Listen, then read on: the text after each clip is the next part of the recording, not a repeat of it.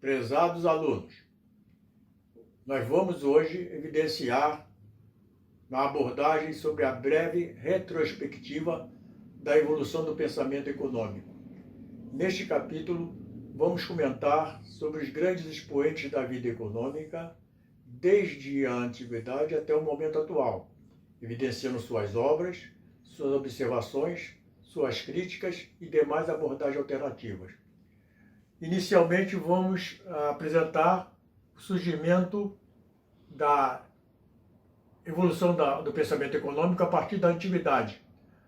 Na Grécia, com Platão, 421 a 347 a.C., e Aristóteles, 384 a 322 a.C. Além de serem grandes filósofos, também já estudava a economia. Então apresentou os primeiros estudos sobre o aspecto da administração privada e sobre finanças públicas. Para o item 2, nós vamos falar sobre mercantilismo. Surgiu na França com Antoine de Montchatien, no século XVI, foi a primeira escola econômica. Aliás, um detalhe importante para vocês. Antoine de Montchatien foi o primeiro a fazer a definição sobre a economia. Vocês se lembram, quando eu falei com vocês que a economia, sob o ponto de vista de análise, é a ciência que estuda relações humanas, denominadas econômicas, avaliáveis em moeda e tendo por fim o consumo? Foi graças a essa definição a Antoine de Montchatien, na França.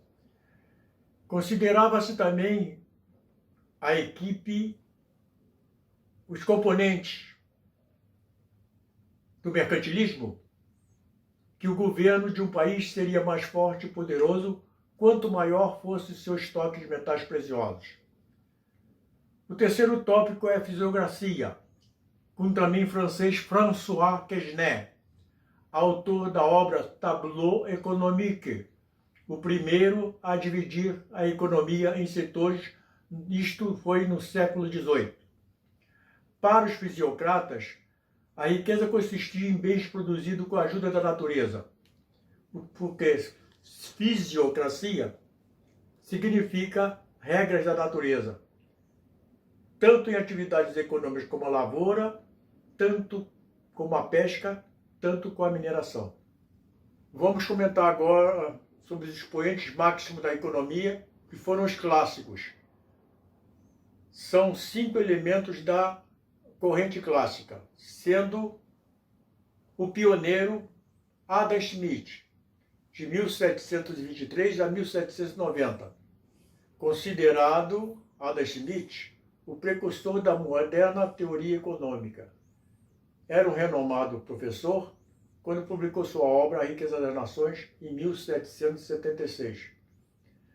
A defesa do mercado como regulador das decisões econômicas de uma nação traria muitos benefícios para a coletividade, independentemente da ação do Estado. Isso significa o princípio do liberalismo, aonde ele apresentou duas expressões: laissez-passer, laissez-faire, deixar passar, deixar fazer, dizendo que o Estado não deveria intervir no setor privado da economia ou no mercado. O segundo tratadista da corrente clássica, Davi Ricardo, 1772 a 1823. É outro expoente do período clássico. Partindo das ideias de Adam Smith, desenvolveu alguns modelos econômicos com grande potencial analítico. Davi Ricardo também desenvolveu estudos sobre o comércio internacional, sendo autor da teoria das vantagens comparativas. O terceiro tratadista dos clássicos foi Jean-Baptiste Say, 1768 a 1832. Esse economista francês subordinou o problema das trocas de mercadoria à sua produção. Popularizou a chamada Lei de Say, onde se dizia que a oferta criava a sua própria procura. Outro clássico, Thomas Robert Malthus, 1766 a 1834. Malthus foi o primeiro economista a sistematizar uma teoria geral sobre a população. Para Malthus, a causa de todos os males da sociedade residia no excesso populacional. Enquanto que a população crescia em progressão geométrica, a produção de alimentos seguia em progressão aritmética. Isso quer dizer o seguinte, gente: enquanto a densidade populacional crescia em progressão geométrica, 2, 4, 8, 16, 32, 64, a produção de alimentos, a quantidade de produção, seguia simplesmente numa progressão aritmética. 1 mais um 2 mais um 4 mais um 6 e assim por diante. Nós temos também o outro tratadista da corrente clássica, que é John Stuart Mill, 1806 a 1873. Mill foi o sintetizador do pensamento clássico. Seu trabalho foi o principal texto utilizado para o ensino da economia, no fim do período clássico e início do período neoclássico. Após comentarmos sobre os clássicos, 5 elementos que pertenciam à corrente clássica, vamos falar agora sobre outro item, que é o marxismo ou socialismo. Os componentes do marxismo eram Karl Marx, 1818 a 1883, e Friedrich Engels, 1820 a 1895. Karl Marx, economista alemão, desenvolveu quase todo o seu trabalho com Friedrich Engels na Inglaterra, na segunda metade do século XIX. Tem como pilar de seu trabalho a obra O Capital. Esses economistas acreditavam no trabalho como determinante do valor, mas eram hostil ao capitalismo competitivo e à livre concorrência, pois afirmavam que a classe trabalhadora ela era explorada pelos capitalistas. Logo na sequência dos precursores do pensamento econômico, nós temos a teoria neoclássica com Alfred Marshall, 1842 a 1924. Marshall foi o grande destaque dessa corrente. Seu livro Os Princípios da Economia, publicado em 1890, serviu como obra básica até metade do século XX. Nesse período, a formalização da análise econômica, principalmente a microeconomia, evoluiu muito. O comportamento do consumidor é analisado em profundidade.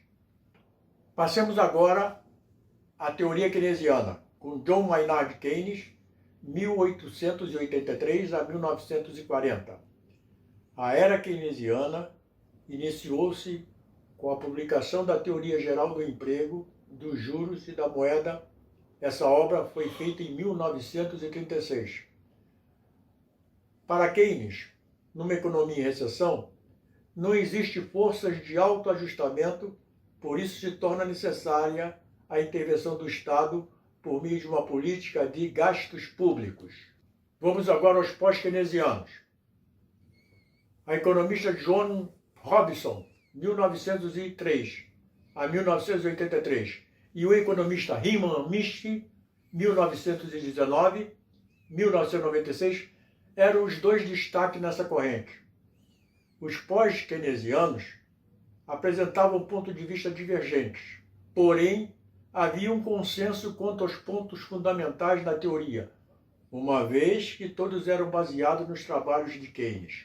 Agora vamos comentar sobre os institucionalistas, que têm como expoente máximos dois grandes economistas, Thorstein Veblen, 1857 a 1929, e John Kenneth Galbraith, 1917 a 2007. Os institucionalistas direcionavam suas críticas ao alto grau de abstração da teoria econômica. Em seguida, vamos comentar sobre os monetaristas. Os monetaristas estão associados à Universidade de Chicago e têm como economista de maior destaque Milton Friedman. De modo geral, privilegiam o controle da moeda e um baixo grau de intervenção do Estado. Finalizando os expoentes máximos da economia, temos os fiscalistas, com James Tobin, 1918 a 2002. em geral, recomendam o uso de políticas fiscais ativas e acentuado grau de intervenção do Estado. James Tobin pertencia à Universidade de Yale.